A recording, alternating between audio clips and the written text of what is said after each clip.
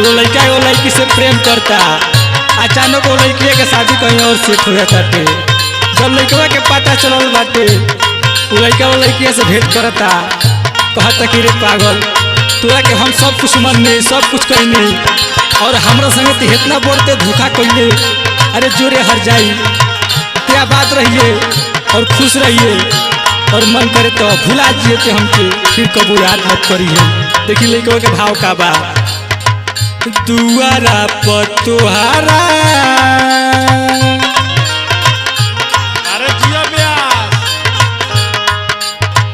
दुआरा पर तुहारा आई बारात, चली जइबू पियावा के साथ हो।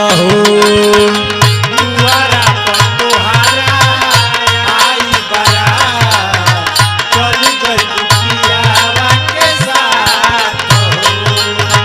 दुआरा पर तुहारा आई बारात, चली जइबू पियावा के साथ हो। दुआरा पर तुहारा आई बारात, चली जइबू पियावा के साथ हो।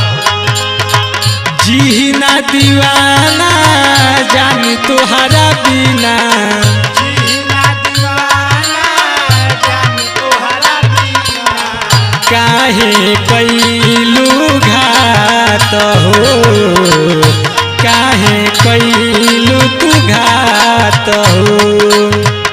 काहे कैलू घात हो, काहे कैलू घात हो। दुआरा पर तुहारा आई बारात, चल जइबू पियावा के साथ हो। दुआरा पर तुहारा आई बारात, चली जइबू पियावा के साथ हो।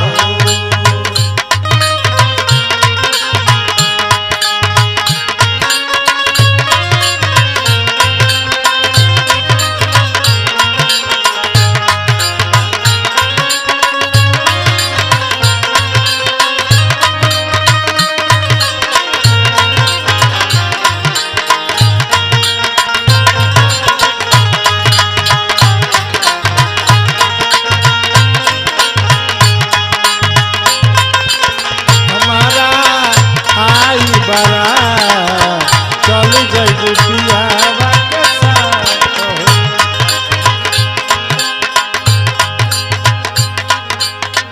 याद में तुहरा हम रोब फूलवारी में, मजा ले तो खबू जान पिया किया कवारी में। मजा ले तो हो जा, पिया के कवारी में, मजा ले तो हो जा, पिया के कवारी में। याद में तुहरा हम रोब फूलवारी में, मजा ले तो खबू पिया किया कवारी में। मजा ले तो हो पिया के कवारी में, मजा ले तो हो पिया के कवारी में। होई भोर हरिया उठी तोरा डोलिया, ओई भोर हरिया उठी तोहर डोलिया, छोड़बू दीवाना के तू साथ हो, छोड़बू दीवाना के तू साथ हो। छोड़बू दीवाना के तू साथ हो, छोड़बू दीवाना के तू साथ हो।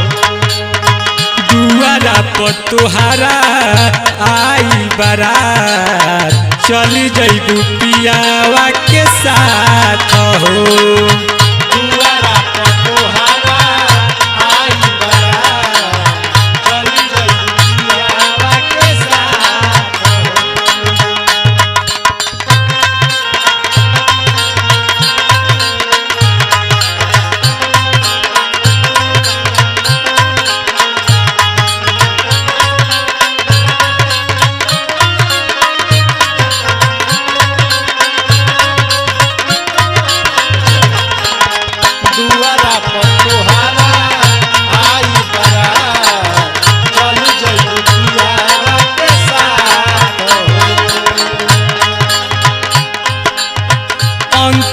काहे बोला दिहलु ठुकराई बड़े बाबू से लिहलु शादी रचाई बड़े बाबू से लिहलु शादी रचाई बड़े बाबू से लिहलु शादी रचाई अंकित के काहे बोला दिहलु ठुकराई बड़े बाबू से लिहलु शादी रचाई बड़े बाबू से लिहलु शादी रचाई बड़े बाबू से लिहलु शादी रचाई सुना ये गोरी मुहली हलु मोरी सुना ये गोरी मुहली हलु मोरी तोड़लू तू दिल के अरमान हो कैलू तू काहे हमसे घात हो